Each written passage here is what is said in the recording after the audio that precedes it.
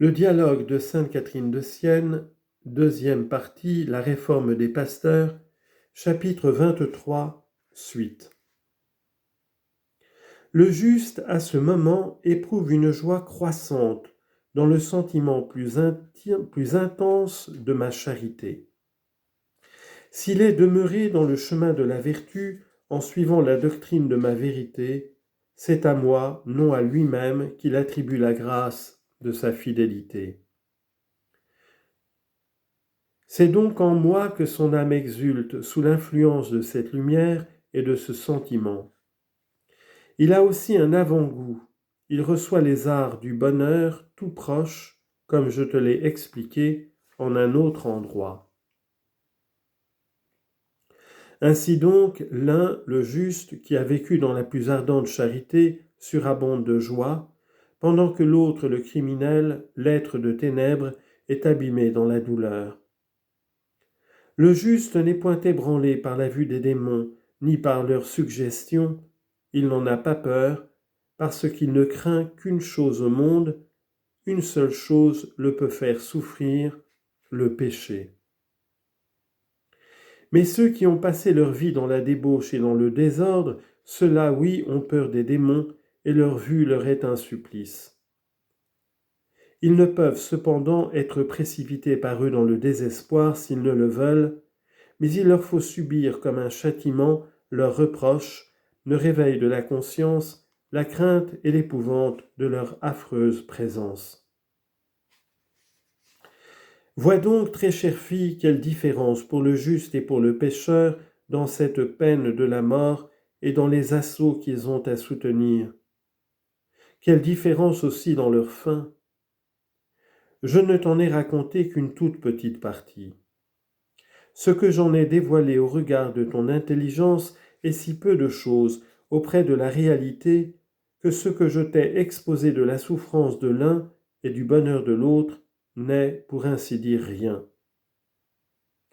Quel n'est pas l'aveuglement de l'homme et en particulier de ces malheureux? Plus ils reçurent de moi et plus leur esprit fut éclairé par la Sainte Écriture, plus ils avaient d'obligations et plus intolérable par conséquent est leur confusion. Plus ils ont connu la Sainte Écriture pendant leur vie, plus à cet instant de la mort, ils voient en pleine évidence les grandes fautes qu'ils ont commises. Ils seront en outre condamnés à des tourments plus durs que les autres, comme de leur côté les bons seront plus élevés en gloire. Il leur arrivera comme aux faux chrétiens qui dans l'enfer est plus torturé qu'un païen, parce qu'il a possédé la foi et n'a pas voulu de sa lumière, tandis que le païen ne l'a jamais eue. Ces malheureux prêtres, eux aussi, pour une même faute, seront punis plus rigoureusement que les autres chrétiens à cause du ministère que je leur avais confié pour la distribution du soleil eucharistique et parce qu'ils possédèrent la lumière de la science qui leur permettait de discerner la vérité pour eux et pour les autres s'ils l'avaient voulu. Il est juste qu'ils reçoivent un plus terrible châtiment.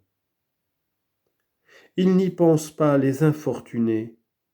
S'ils faisaient réflexion sur leur état, ils ne tomberaient pas en tous ces malheurs. Ils seraient ce qu'ils doivent être et qu'ils ne sont pas.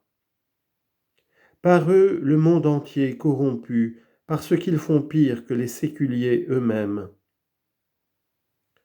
Ce n'est donc pas seulement leur âme qu'ils souillent avec leurs impuretés, ils en empoisonnent ceux qui leur sont confiés. Ils sucent le sang de mon épouse, la Sainte Église. Elle en est devenue toute pâle et défaillante. L'amour et les soins qu'ils devaient à cette épouse, ils les ont reportés sur eux-mêmes. Ils n'ont de zèle que pour la dépouiller. Ce sont les âmes dont ils devraient être avides, et ils n'ont d'ambition que pour les prélatures et les gros revenus. Par leur mauvaise vie, ils ont provoqué le mépris des séculiers et leur désobéissance envers l'Église. Ce mépris et cette désobéissance ne laissent pas néanmoins d'être coupables, et la faute des séculiers n'est pas excusée par celle des ministres.